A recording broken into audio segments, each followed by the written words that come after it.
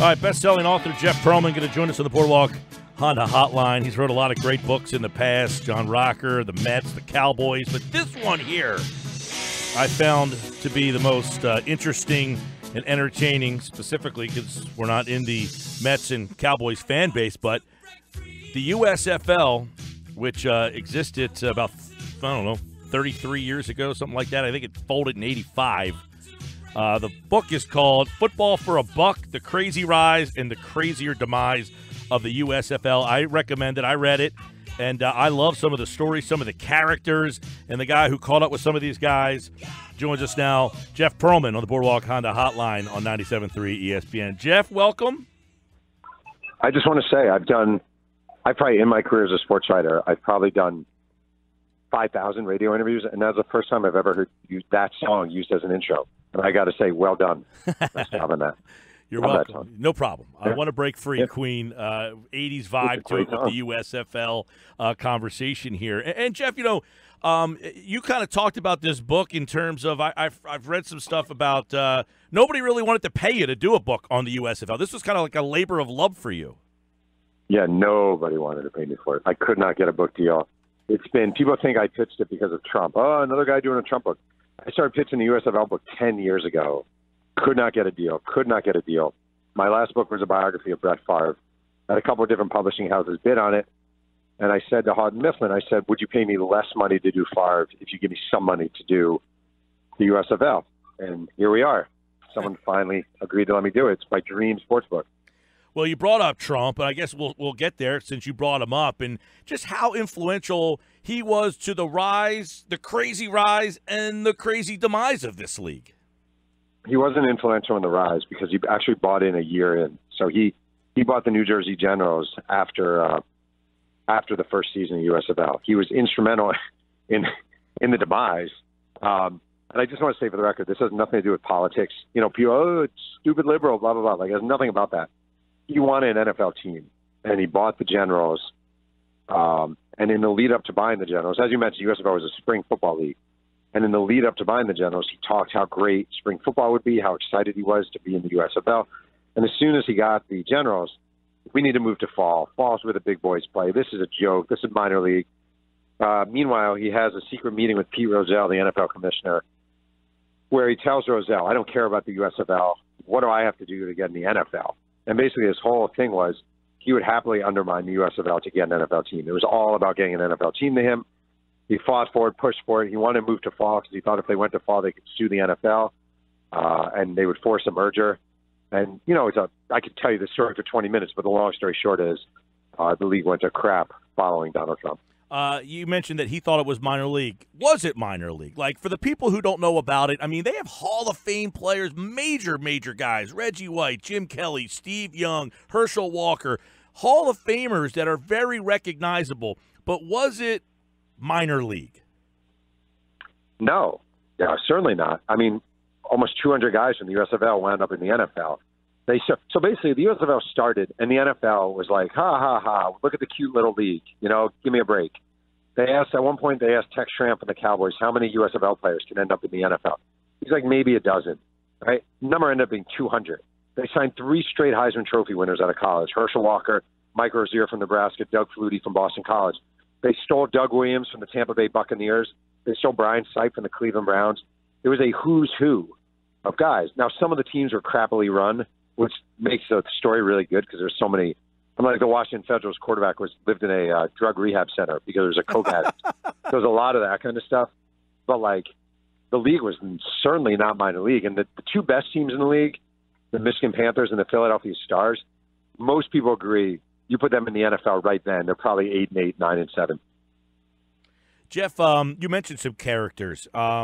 Before we get to some of the characters, because I read the book, and this Greg Fields character was like such a amazing story that I was just like, are you kidding me with this guy? Yeah. But before we get to him, just like there were some things I read about in the book that I jotted down here that I was like, really? Like, teams stopped paying their players. I read that a couple teams, I think the franchises traded each other. One team moved 3 different times. I mean, there was a lot of bonkers stuff that goes on that would make you feel that this was minor league. So how did something that seemed to be so successful have so much oddities going on? Well, see, it's almost like it was part minor league, part major league. Like the behavior was often minor league. Like you mentioned, the Chicago Blitz and the Arizona Wranglers were two teams in 1983. The owner of the Chicago Blitz lived in Arizona. He got tired of flying to Chicago for games. So they came up with you could come up with a million solutions to this problem, but one solution any human being with a functioning head would not say is, well, let's just trade the two rosters for each other. Like, there's a good answer. So they literally traded the Blitz for the Wranglers. So all the members of the Wranglers became the Blitz. All the members of the Blitz became the Wranglers. Also, the owner wouldn't have to fly 3 hours 9 times a year. It's insane. Then the funny thing is, the Blitz in 1983 were really good. The Wranglers were really crappy. They're traded for each other. The Blitz hire Marv Levy as their head coach, who obviously went on to a very legendary NFL career. Marv Levy thinks he's being hired by the really good Blitz, but nobody tells him about the trade. So he shows up, and he has this dog crap football team that he had no idea was going to happen. It's just like, the Boston Breakers. They start in Boston. They play at Nickerson Field. It has a capacity of 21,000, way too small. There's no parking whatsoever. People park on the streets. They're handing out hundreds of parking tickets every Sunday for USFL games. Everyone is getting tickets. They moved to New Orleans. They play there. But it was the 80s, and these are a lot of ragamuffin kind of football players. So, New Orleans just ate that team up, and the amount of cocaine snorted by the 1984 New Orleans Breakers would be a record. And then they moved to Portland, and this is the best. They moved to Portland, Oregon. They show up. The first game is on the road, and they hold training camp in California. They finally arrive, and they are greeted on their first day by a bus of hookers with business cards, handing out their business cards to the players. That is and the best is, the San Antonio Gunslingers put a guy in the injured list because he slammed his penis in a trunk. Jeff Pearlman, football for a buck, the crazy rise and the crazier demise, and the crazy stories mixed in between. I got to imagine that this encounter with Greg Fields and some of the stories I read about this guy are unmatched in any sports league. I would defy anyone, anywhere. I mean, you've been in the business a long time. I defy anyone to find a better character than Greg Fields. I'll tell you real quick. I mean, I didn't know about him. I didn't know he walked the earth until I was interviewing a LA Express quarterback named Tom Ramsey, and he said, "You got to find out about big paper." And I'm like, "What the hell is big paper?" He's like, just find out about big paper. There's a guy named Greg Fields. He came out of Grambling. He was a rookie with the Colts in '79, got cut, signed with the Atlanta Falcons. His nickname was Big Paper because he made almost no money, and he would call the guys who made a lot of money Big Paper Boys, and they started calling him Big Paper. So his nickname was Big Paper. 1981, he's at camp with the Falcons. He gets cut, and he refuses to leave. So they have to bring in an armed security guard to force him off the camp. All right. That's it for him in the NFL. Once you do that, you're pretty much done. But the USFL, they don't care. He signs with the LA Express. 1984, John Hadle is a coach. And John Hadle decides he's going to cut Greg Fields. And the assistant coaches are like, look, man, you just got to be careful when you do this because he's insane. Hadle's like, come on, I've been around. I know how to handle this stuff. He calls Greg Fields in. He's like, Greg, look, you've really contributed a lot here. But before he says another word, Greg Fields reaches across and punches him in the face hard. People come in, they're pulling him off. He's like, I'm going to have to kill you. I'm going to kill you. He starts calling in death threats to the defensive coordinator and the coach. He shows up at practices and stares from behind the fence at the coach during practices. This is great. He has a gun in his trunk that he keeps with him. So they hire Liberace security guard away from Liberace to guard the team and to track Greg Fields' car. And everyone knows about this. Greg Fields is known as his nightmare. And only because the USFL is USFL, he is signed by the San Antonio Gunslingers because they need defensive line help. And he goes to San Antonio as a player. Now, I did read in the book, did he not go to the house of the owner of one of the teams and demand to be paid or something? I feel like it's like Nightmare on Elm Street Part 1, and then you take a commercial break, and then you go to Part 2, the San Antonio years. He goes to San Antonio. Except in this case, the sequel is even better. He goes to San Antonio. He's greeted by the coaches, and they're all wearing helmets and pads as a joke, because he punched his coach. And he has a pretty good year there. And in 1985, the owner, Clint Mangus, stops paying players. And Greg Fields isn't getting paid.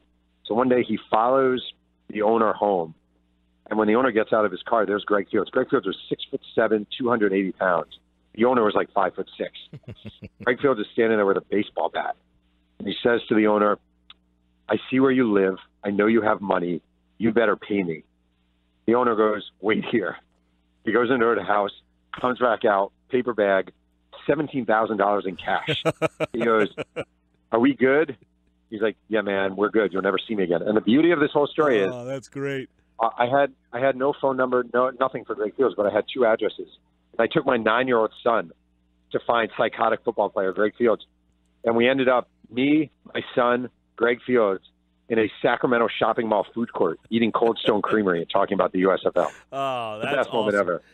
It's in the book, Football for a Buck, those stories and more. I want to get a couple quickies from you. Herschel Walker was a big deal because, from my understanding, he kind of changed a lot because the USFL took him because the NFL could not. He wanted to get out of college, and he basically kind of started, the NFL saying, all right, we got to let guys come out early.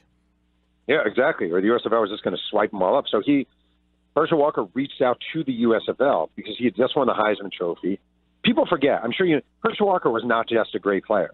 Wouldn't you agree? He was an iconic college football presence in the 1980s. And he came out early because he came from a very poor family in Wrightsville, Georgia. He wanted to make money. The NFL wouldn't take him. So the USFL took him. And at that time, the NFL wasn't taking juniors.